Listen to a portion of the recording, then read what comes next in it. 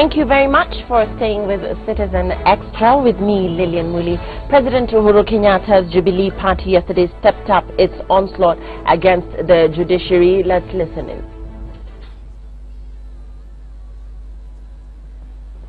With respect to the rulings last week, we want to be able to assert that part of the bench, and specifically one Justice Odunga, is related to James Orengo through marriage. In any of the arms of government, whether in the executive, in the legislature, or in the judiciary, them personally and decisions that they make is subject to public debate.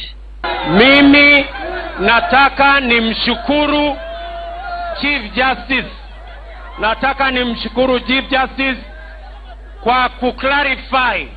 I want to thank the Chief Justice for clarifying that he did not direct IEBC not to print ballot papers. But I want to tell him that he should have done that immediately it was reported. We would have avoided what we have today in the country. Lakini hata ingawaje hivyo, I want to ask him a very small question.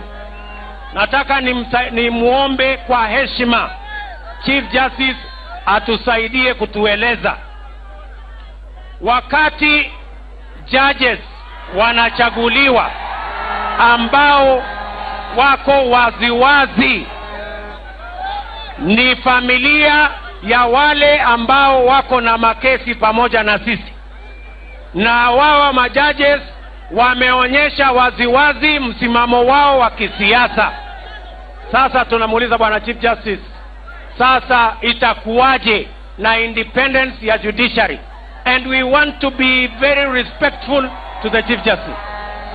With a lot of respect, we want to ask the Chief Justice to help us understand, especially those of us who are not learned, what is the situation when a judge is appointed who has known family relations with those we have issues in court. Claims there from Jubilee, an onslaught there against the judiciary. And as you are well aware, the judiciary is an independent arm of government, and therefore we want to now cross over to Uasin Gishu County in Eldoret, where John Wanyama is sampling reactions from residents there over this attack on the judiciary by Jubilee. Thank you very much, Lillian. And here in Eldoret town, Uasin Gishu County, residents have also mixed reactions on the stand the President and Deputy President have taken against the courts. And most of people are worried. They are saying, if really our politicians can go this way, then it's really worrying for the independent judiciary that needs to work as an independent, and that should not be, maybe someone should not influence whatever the judiciary should do. From here, Lillian, let me just talk to residents here to give us their reaction. What do they have to say about this? And maybe I begin with you. Maoni yako ni yapi kufuatia rais pengine na naibu wake kupinga ama kuelekeza maneno yao kwa koti? Ukweli wa mambo ni kwamba rais alipoapishwa alikuwa anajua kwamba koti ina kazi yake, yeye kama executive pia na kazi yake, na pia bunge kama legislature ina kazi yake. Akajua ya kwamba kazi ya judiciary ni kuinterpret the law.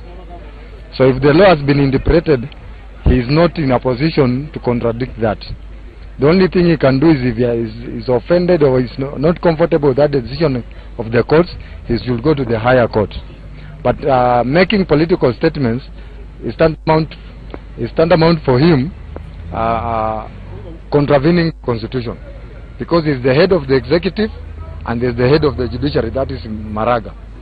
So respect for Maraga as a CJ, or respect for the CJ's office, is so important for him to be the president of this particular country. Yeah. Thank you very much, Lillian. Let me talk to one here. Maybe you can come here. Just, you are okay? You are okay then? Yeah. What are your views? Yeah. Kwa majina mimi naitwa Kwambae, kama mkaaji wa Uasin Gishu County. Hatukufurahishwa kamwe na ile matamshi ya rais wetu wa Kenya na naibu wake. Tumeona wameweza kufika kiwango fulani yenye wanajaribu kuleta mgongano kwa independent bodies yenye imeonekana wamefanya kazi yao na njia mzuri. Sisi kama wananchi hapa wenye tunaongoja maoni kutoka kwao, tunaona tumepata pigo kubwa ya kuweza hata kupembeleza watu juu tunaona tension inapanda juu. Kuna something fishy kwa IBC and the other party, because ile tulikuwa tunafikiria sasa tunaona mambo hapa haiendi mzuri. Tunaona vita inakreatiwa na wanasiasa, na hiyo kitu ndio tunastumu, tunasema hatutaki. Judiciary ifanye kazi yake, IBC ifanye kazi yao, tupate kusonga mbele kama wa Kenya. Asante. Mimi ni Justus Okelo, na ningependa kwanza kwa kutuma ujumbe kwa Mheshimiwa Rais. Manake Mheshimiwa Rais kuna wakati alienda Kisii akasema ya kwamba amempa Chief Justice kazi. Na sasa sisi tunaona ni kama na kwamba yeye mwenyewe anaanza kutudhirishia kwamba wa Kenya kumbe yeye ndiye anataka kuinfluence mahakama. Sasa mimi ningependa kumwambia kwamba sisi wananchi huku chini hatuna nia yoyote ya kufanya vurugu, lakini yeye hatutaki aingilie mahakama. Hii mambo yenye tunasikia mara wengine wako related, na kama ni relationship basi Mheshimiwa Orengo ndiye ako karibu zaidi na Mheshimiwa Rais. Manake dadake amechukua ndugu yake amechukua sister ya Mheshimiwa Rais. Kwa hivyo the honorable Uhuru Kenyatta and William Ruto, ningependa kuambia kwamba sisi wa Kenya tunataka amani. Kitu kama ilikuwa na shida hiyo mambo ya tendering na vile vile uamuzi wa mahakama wa respect kama jinsi sisi wana code 2013 tuliheshimu uamuzi wa mahakama. Kwa hivyo sisi tunasema ya kwamba Mheshimiwa Rais heshimu mahakama na uachane na Maraga afanye kazi yake. Thank you. Okay. Maybe Lillian, just one person, if we can get your views. Just move closer. Your views, one. Maoni yangu kuhusiana na ile kitu yenye naweza sema kulingana na vile koti li rule, sisi kama wananchi tuliona tunaanza kupata haki yetu. Sasa kama government, yani kama rais anaweza ongea vile anaongea ile, hata sisi kama wananchi hatuwezi. Sasa inamaanisha hata sisi hatuwezi heshimu court. Sasa tunaomba rais pia aheshimu court, na sisi pia tuheshimu court na tufuate sheria vile sheria inatakikana.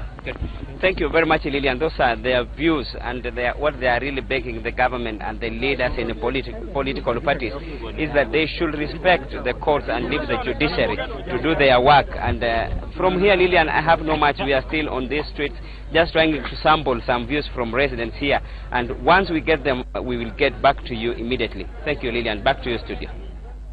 John Wanyama in Eldoret, I thank you for that. That's what residents there are saying. That's the reaction to Jubilee's criticism of the judiciary. I'm joined in studio once again this hour by Vincent Kimasop, who is a governance analyst, and Gabriel Musoma, a political analyst.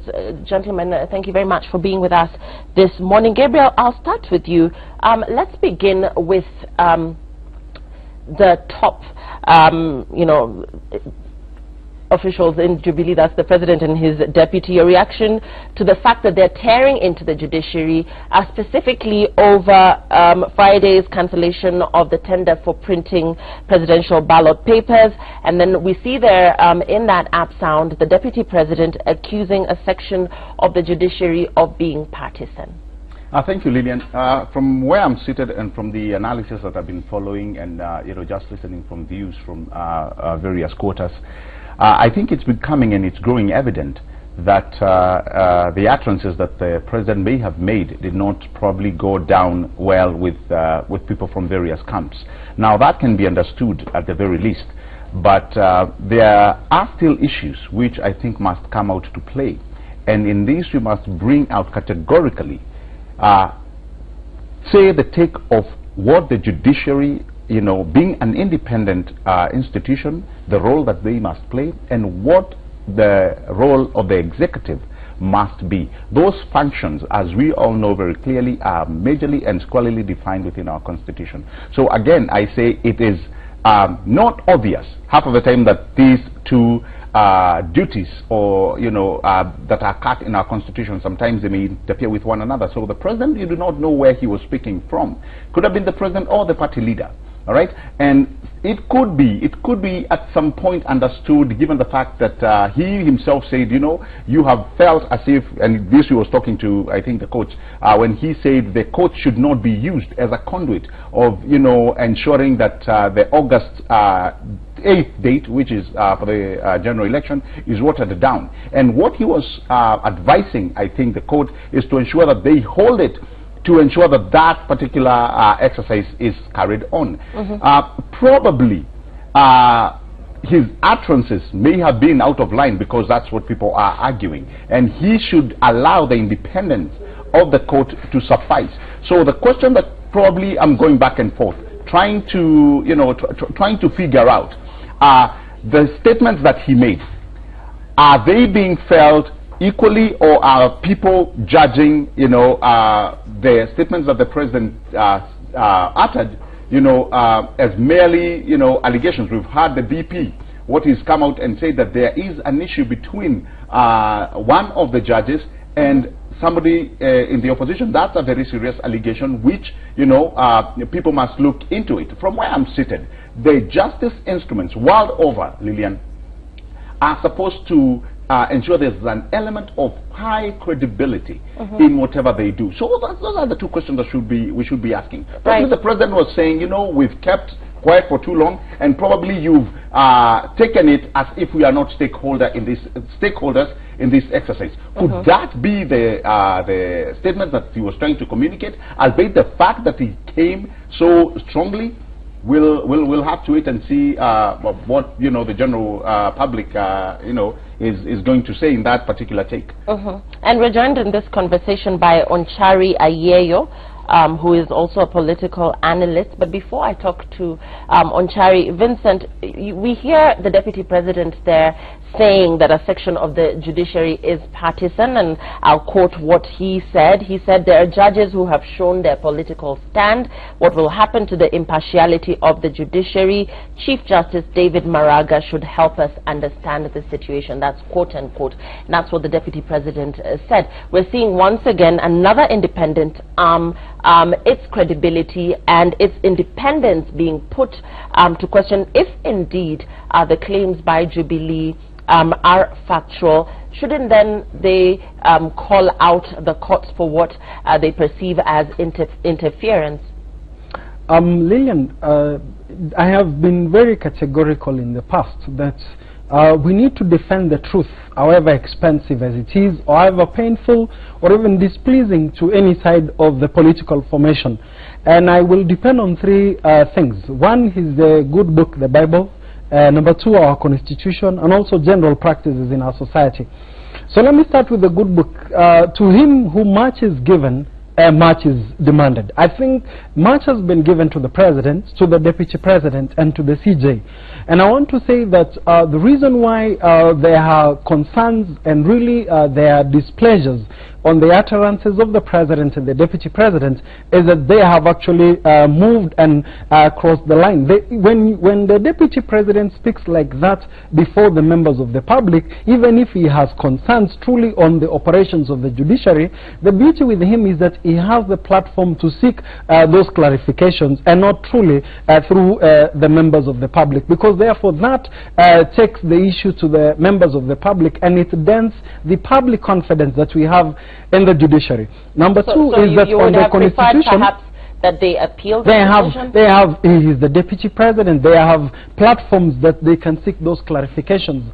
The President and the Deputy President are the biggest beneficiaries of an independent judiciary. You remember that the Jubilee administration came into power after being sworn in after the decision of the Supreme Court. So when we have independent courts that functions, and as you know, the good book says that let justice be done, let justice roll like a river, and righteousness like a never-failing stream. So when we have justice, everybody benefits. So my recommendations to the President is that they should really participate in promoting and the upholding of the public confidence in the institution of the judiciary. Then finally, I also want to commend the CJ by coming out strongly. I know that he might have made utterances in the past that were taken out of context in defending the judiciary. I can tell you, Lillian, the judiciary does not have a police to enforce some of its orders. It has to depend on other institutions to ensure that the edicts, the judgment and the positions that they check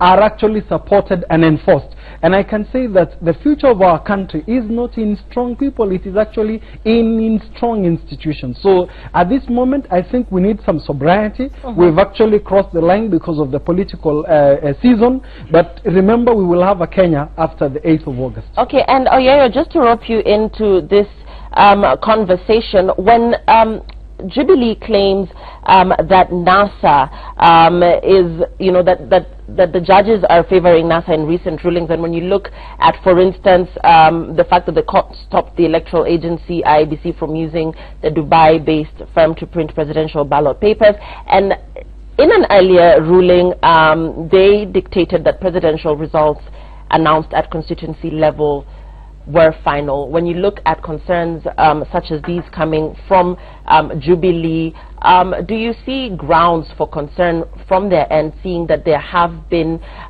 rulings that have been in favor of the opposition in recent months? Thank you so much, Lillian. I think there is a serious problem from the president of the court, that is the Chief Justice, and that is because of what he's been able to do. It's beyond precedence.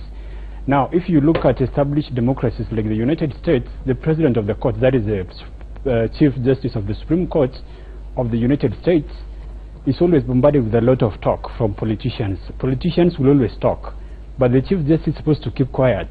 He cannot legislate from the streets. So what the statement he made was very unfortunate.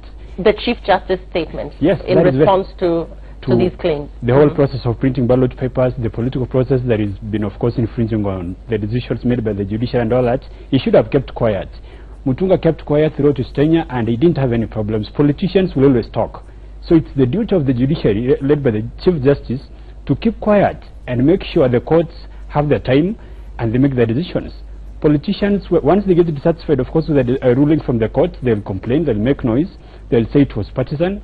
But the duty of the Chief Justice is to set an example for the rest of the court officials, not to legislate or to influence cases from the streets. What he did is actually tantamount to lobbying the public to side with a particular ruling or decision.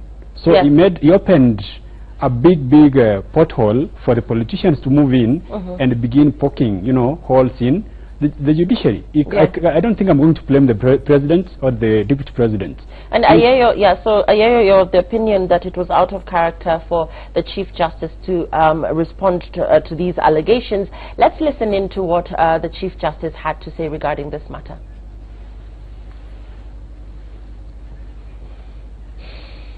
The IEBC has printed ballot papers with the name of a governor on it. And then there is a petition against that governor, and it has come to court. That governor, according to the court, should not be on the ballot paper.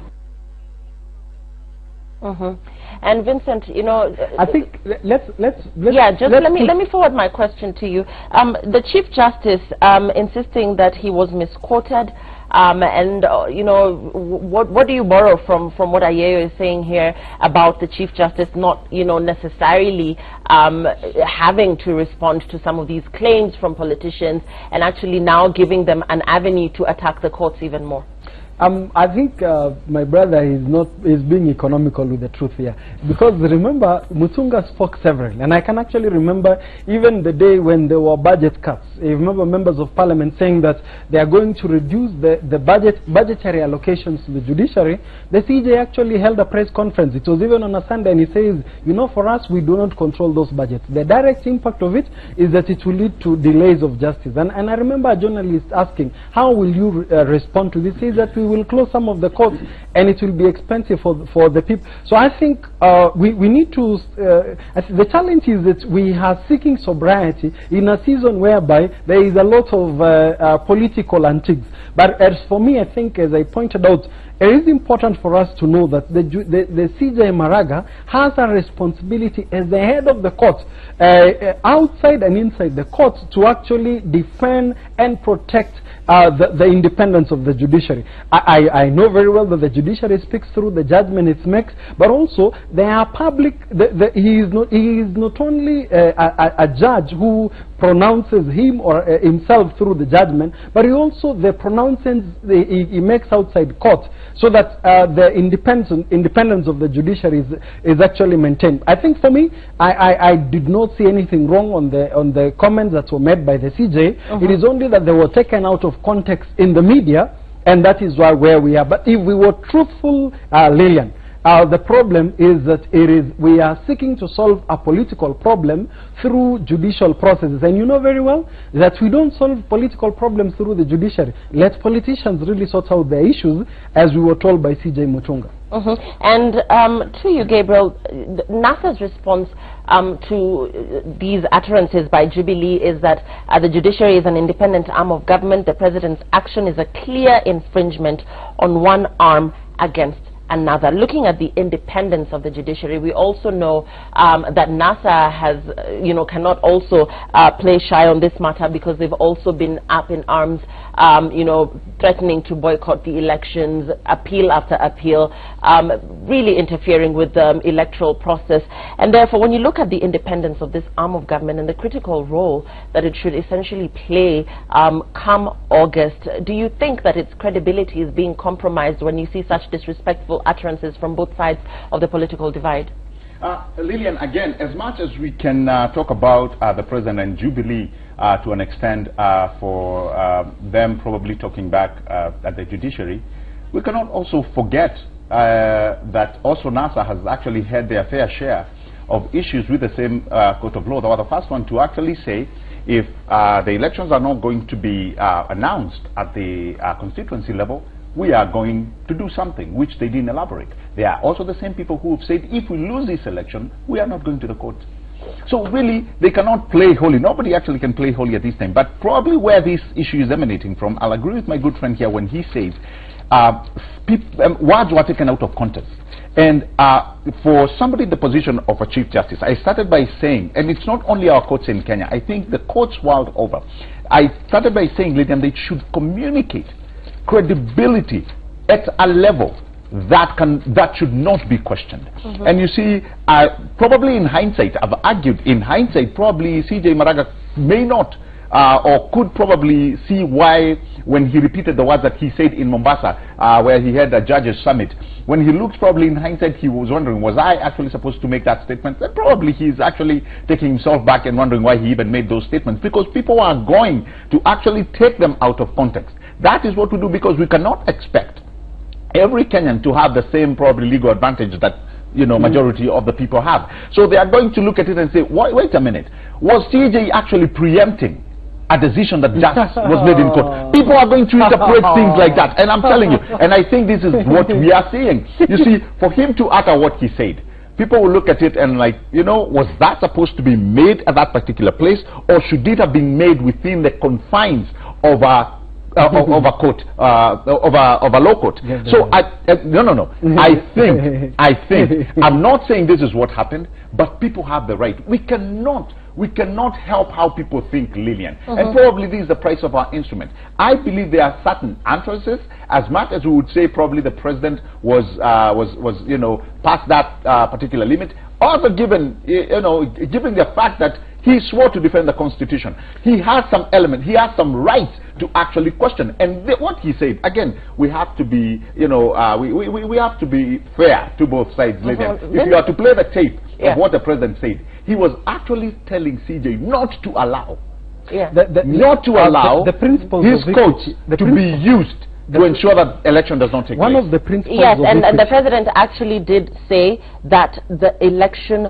will take place on the 8th of August. Exactly, because what he was communicating is this: the courts, and probably this is where people are, giving him a lot of punches. He said the courts are not the ones to decide; it is the Kenyans to decide. So here you have somebody who swore to protect the Constitution, and one who actually, is supposed to interpret really well. And that's why I said, it's a nation that must grease itself all arms of legislation. You're looking at the legislature, you're looking at the judiciary and the executive. They must work like a well-oiled machine. The principles of equity, also the principles of trust.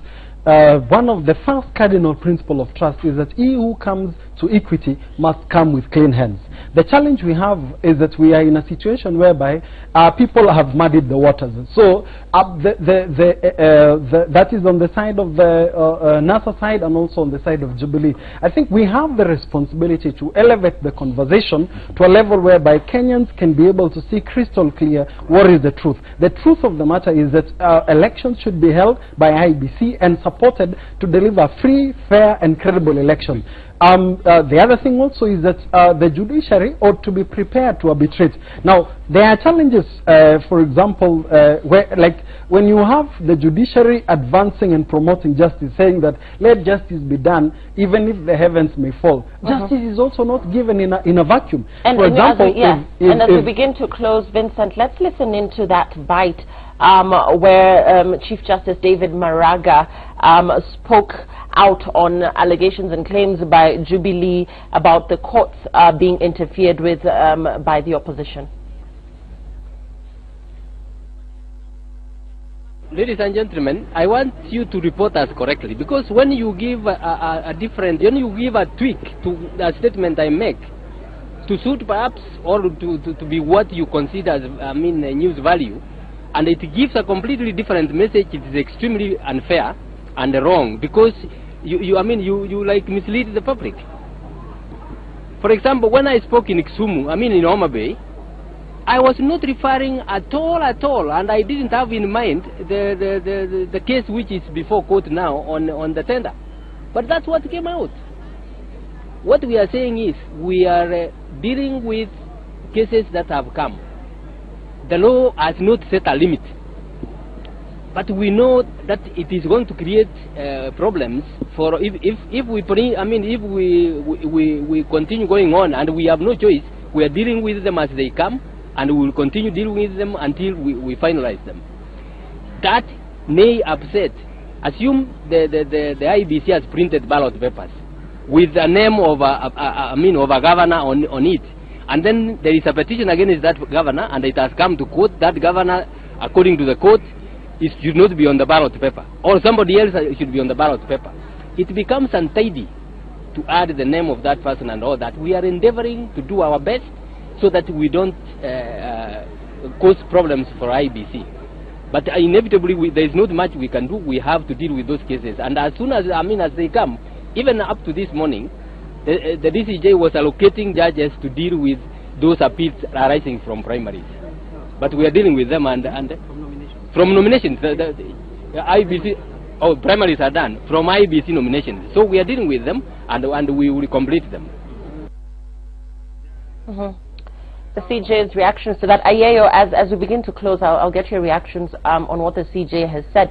But just borrowing from something that Gabriel said, looking at the executive, the legislature, and indeed the judiciary, these are all independent, and understand that they work collaboratively in the discharging of their respective mandates. But where they find themselves disagreeing, what avenues would they use to resolve this? Are there judicious ways that perhaps will see an end to this particular stalemate? Because we're now seeing a culture in this country of appeal after appeal court processes, particularly ahead of this election. And now, with the Jubilee, the ruling administration also coming, up in arms against the judiciary, what would be an amicable way to solve all of this?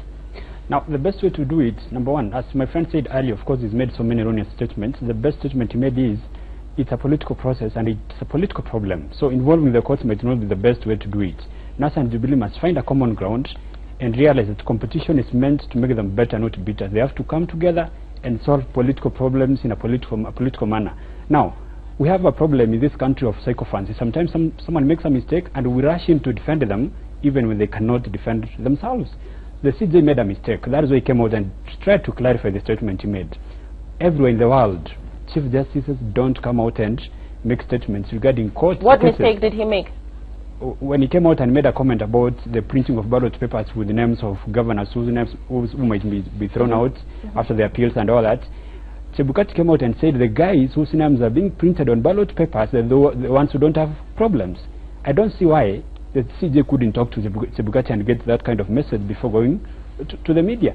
And that is why he felt like he had to come out and clarify the statement he made. Now, when a Chief Justice comes out and gets to comment on particular issues, of course, pertaining to cases in court, what he does is to open the courts to political, comments and all that.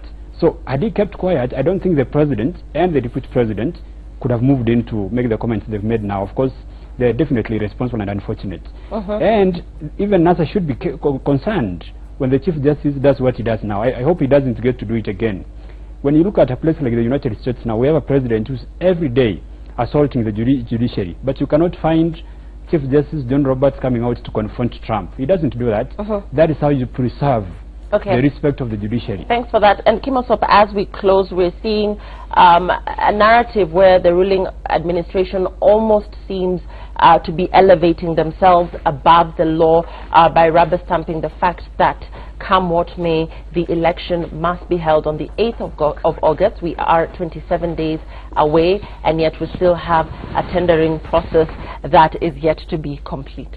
I began by saying, quoting the good book that says that to him who much is given, much is expected. And I can tell you, Lillian, that when the Constitution went, in 2010, when the Constitution was approved, it remained to be a hallmark of the Kibaki's presidency. The reality of it is that when good things happen, when you're in power, what is going to happen? You're the one who is going to carry the credit. The reality of it is that in the event we do not have an election come 8th of August, and we get into a constitutional crisis, that it will always be remembered. This happened when Uhuru Muigai Kenyatta was president. So the reality of it is that the president has the responsibility. He is the head of state and also the head of government.